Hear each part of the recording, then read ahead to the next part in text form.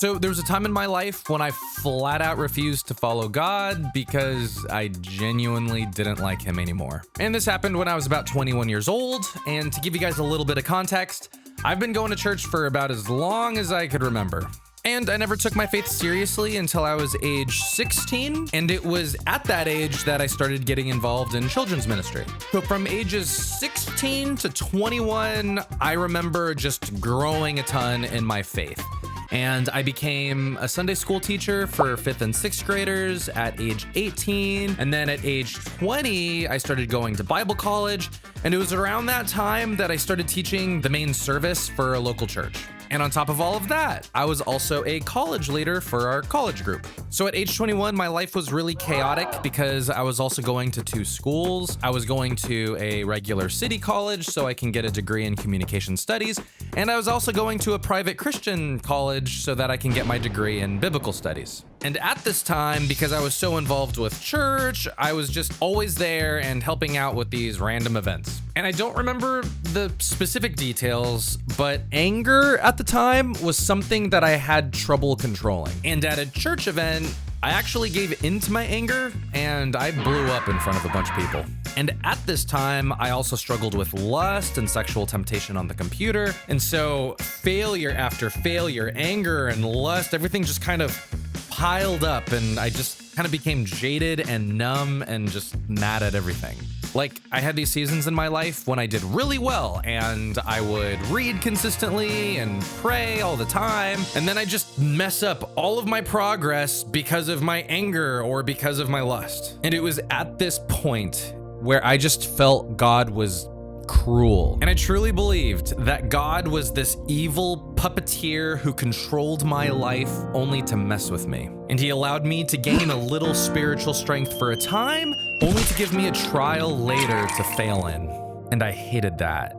And I thought, why serve a God who's only setting me up to fail? And I tried to get an answer for why God would allow me to fail so much. And so I asked my Bible college teachers, but they weren't really able to give me an answer that I could agree with or understand. So it was at this point that I decided to quit following God. And I made the decision to stop attending Bible college and step down in ministry.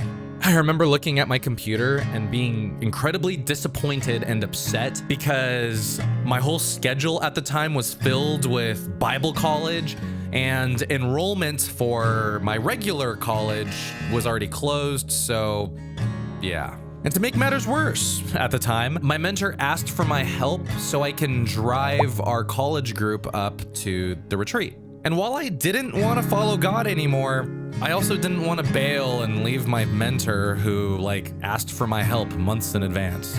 So I decided that helping out at this retreat thing would be the last thing that I do as a college leader. So for the next few days after I made the decision to stop following God, my life was pretty depressing, and it was mainly because my schedule was so filled with Bible studies and Bible college, and the entire time when all of this was happening, I just couldn't get it out of my mind that God wanted me to fail. So the day came when I had to drive to camp, and I was getting the car ready, and I heard my mom listening to a Bible study. And being curious about what was being taught in the Bible study, I sat in the room next to my mom, and I was just eavesdropping on her Bible study.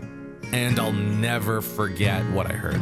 The passage was about the disciples freaking out during a storm on the Sea of Galilee, and Jesus stopped the storm immediately, and he asked his disciples why they had such little faith. And this is where things got a little weird for me, because right when I heard that part of the Bible study where Jesus calmed the storm, I felt like I had my right mind back. For days, my mind just couldn't stop thinking about how God was this distant and cruel manipulator, but now my mind felt like it had this space to reason, and I was able to think again. And I felt God say in my heart, these last few days were a trial. How did you do? And my heart sank, because despite the fact that I was a college leader, a Sunday school teacher, and preacher on Sundays, my faith was weak and very easily broken. And I knew I failed. And now I had to help lead and drive all of these college students up to our retreat. So at this point, I'm not exactly sure if I decided to follow Jesus again, but I did want to hear what he had to say up at the retreat. So me and my mentor drove everyone up the mountain, which took about 2 hours, and then we ate dinner and we got ready for Bible study. And normally when I listen to Bible studies, I get something out of it. But this time I remember getting nothing that Friday night. And everyone was commenting on how amazing of a study it was, but I really was just confused and numb and indifferent and got nothing. And then Saturday morning came and I listened to that Bible study and still nothing. And I thought surely on the last night, Saturday night, I'd get something out of the Bible study, but nothing. And now all the churches there were singing worship songs and people were entering into a time of prayer. And so I started praying, or trying to pray at least. And at this time in my life, I had this prayer habit where I would try to imagine Jesus sitting on the throne. And the reason why I did this was because it gave me a visual and it reminded me that Jesus is up there on the throne, he's the king, and I'm the servant. It reminded me to give God respect whenever I talk to him. But as I tried to imagine God sitting on the throne, for some reason I couldn't do it. And I was confused because this was my mind. Like, I shouldn't have any problem at all thinking thoughts that I want to think. But while I was standing there, with my eyes closed and trying to imagine God on his throne, I suddenly felt God close to me, and I felt him give me a hug. And in my mind, I saw his throne far away, but him in front of me, embracing me. And I felt warm, and I felt God talking directly to my heart. And he told me 2 words, keep going. And once I heard those words, the warmth disappeared and I felt like I came back to reality. And at this point, I'm like bawling and I realized like how horribly wrong I was about God. And he was never this far off puppeteer because he was always close and helping me regardless of how many times I just mess everything up. So yeah, that was one of my biggest encounters with God, and that night I rededicated my life to him and I chose to follow him again. And I resumed my Bible college studies and my teaching commitments. And now, about 13 years later, I'm at a place in my life where I help other people teach Bible studies, and I have a YouTube channel where I try to give the grace that God gave me. And if I were to tie all of this to a Bible verse, I tie it to 2 Timothy chapter 4, verse 7. I have fought the good fight. I have finished the race. I have kept the faith. And the reason why I bring this up is because if anyone decides to follow Jesus, it'll always be a fight. You'll get hit. And like me, you may get hit so hard that you actually go down for a time. But that's okay. Because if there was grace for me, I know there's grace for you. So if you're knocked down right now, my encouragement to you would be to get back up and to keep going.